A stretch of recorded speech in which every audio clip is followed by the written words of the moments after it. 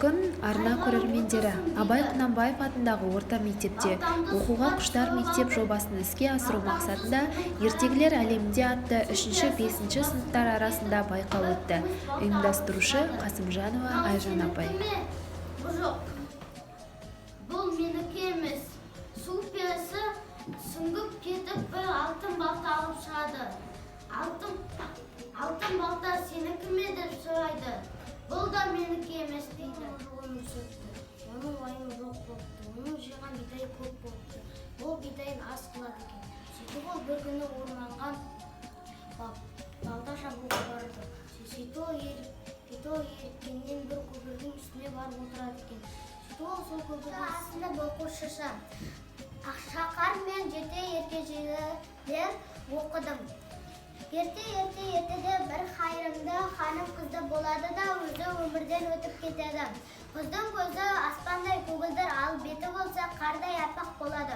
Оның атын Ақшақар деп қояды. Оны бір ханым асырап алады. Ол Ақшақарға күнде ұрсады. Бір күні Ақшақар далада күлдеріп отқан кезде ханым өгей шешесі оны көріп тұрады да көкпеңбек болып кетеді. Өгей шешесінің сиқырлы айнасы бар еді. Ақшақар қай жерде жүрсе, сол жерде ертеде бір атай мен әже болыпты. Олардың баласы жоқ болыпты.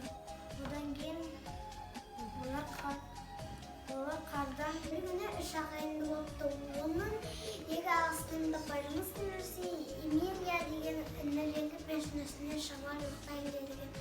Ол келесі күні ағалары базарға келеді. Үйде екі жеңгелері қалады. Емелия бізге су әкеліп берші дейді. Емелия айтады, қойшы, мен ерініп тұрмын дейді. Ұйықтай біледі.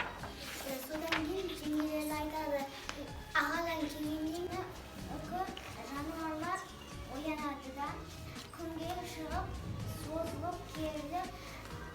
Үшінші сынып оқимын. Аты-жөнім Қайрат Жаңасыл. Мен оқыған кітап орыс ертегілері Ақымақ Қасқыр. Оның ішіндегі мен Аю мен ит деген ертегіні оқыдым.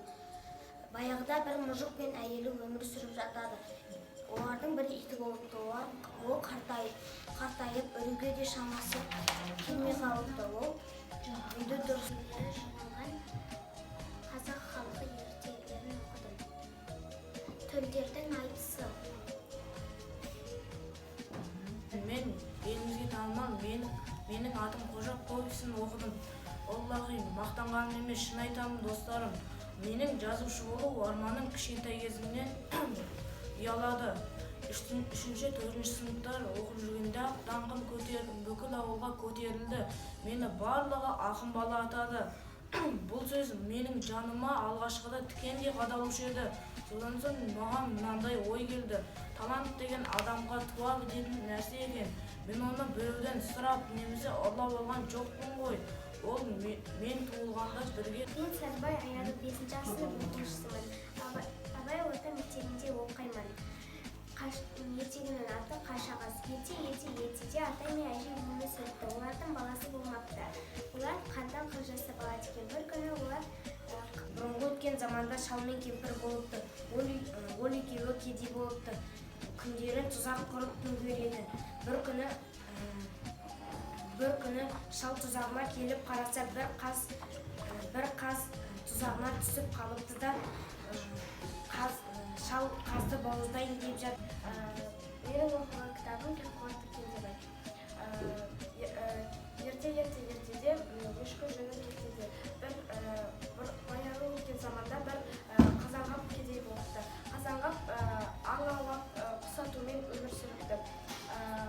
Оның әйелі ау жамаумен күн көріпті. Күндердің бір күні Қазанғаптың әйелі жүкті болып, ай күні жақындағанда менің оқығаным Ағайынды күреңдер ертегісінің ішіндегі Қызылтелпек деген ертегі. Баяғыда бір сүп-сүйкімді қыз болады. Оның анасы мен әжесі болады. Анасы мен әжесі оны қатты жақсы көреді екен. Әжесі оған қызылтелпек тігіп береді екен.